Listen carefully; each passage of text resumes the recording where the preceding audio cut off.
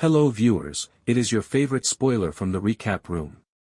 For more updates, stay tuned and don't forget to like, share and subscribe. Thank you. Despite the fact that it is now obvious that Musso is truly bugging his phone and knows everything, Tulsa King makes a comeback this week with another straightforward yet impactful chapter. That will not work out well, and the consequences are already beginning to affect other areas of the company. Finally, Jeremiah makes an appearance as well, and it's obvious that the production is aiming towards a plot in which Cole betrays his father.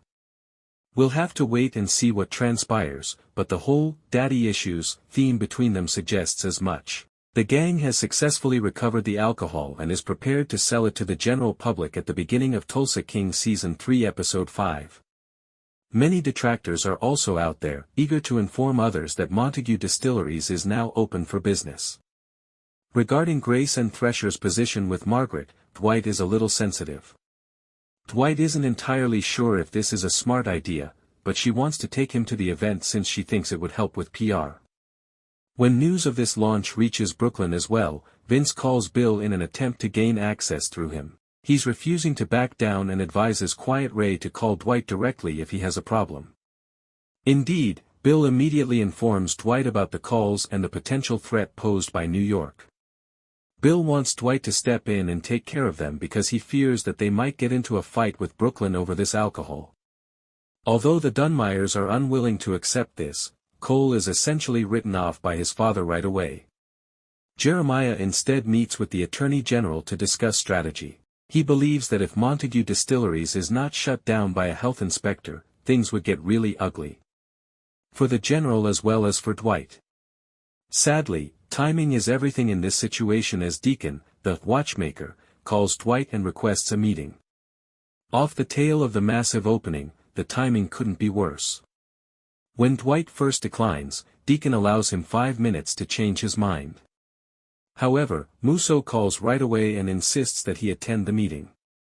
When Dwight and Deacon meet, Deacon notes that he has done his research and is well informed about him. Without missing a beat, Dwight mentions Jeremiah Dunmire when Deacon requests the target and bomb specifics. But Dwight must also pay $250 million now and another $250 million after it's finished. He raids the safe and loads up the money for Dwight because he has little other option. Deacon asks if he's a Fed after he hands it over, and even though he claims this was a joke, it's difficult to tell if he's being serious. However, the HSE inspector who attends the event is more serious. Mr. Leary is clearly a plant from Jeremiah and takes his work extremely seriously. Now that Dwight is gone, the group is in shock and must give in to his demands. Naturally, he discovers a ton of violations in the barrel chamber below. Bigfoot finally loses it and knocks the man unconscious. At any rate, that's the goal. In actuality, he kills the man by mistake when he knocks large barrels over his head. Given that there are no witnesses, Mitch concludes that they should present what has transpired as an accident. Jeremiah is agitated and chooses to send his men to Montague Distilleries for a more intimate touch after not hearing back from the health inspector.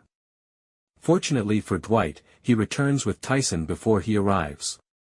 When Jeremiah shows up, he makes a huge deal out of it, saying that Cleo cooked up the bourbon. As a show of power, he even has Cole take an axe to one of the barrels.